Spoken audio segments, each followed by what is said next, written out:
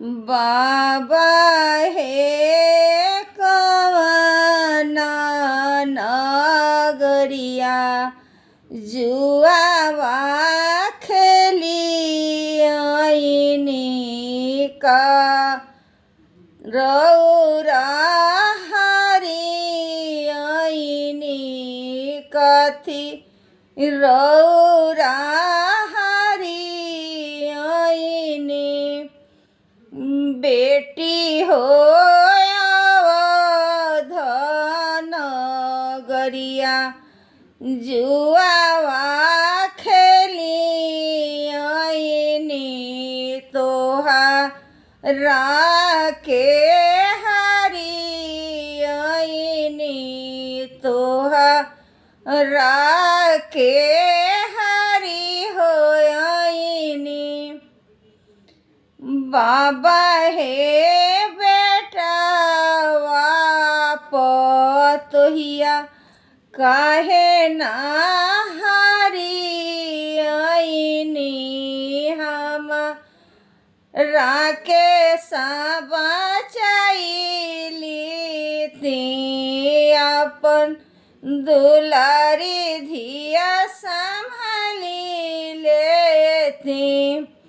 बेटी हो बेटा पतोहिया घोवे अपन दुलारी धिया पारया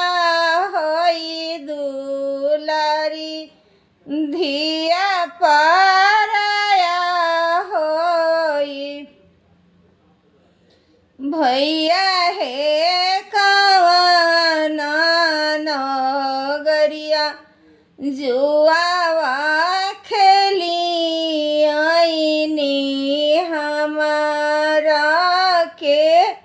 हरी आईनी हमारा के बिसारी दिहनी बेटी हो दीदी हो अवधन गरिया जुआवा खेली आईनी तोहरा के हरी आईनी भैया हो गईया भैंसिया भोलू हरी आईती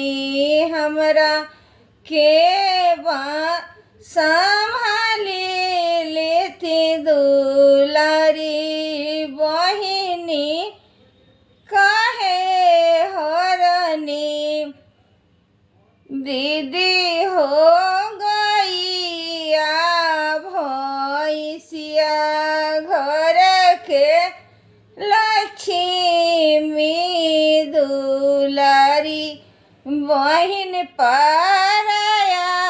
होई दुलारी बहिन पा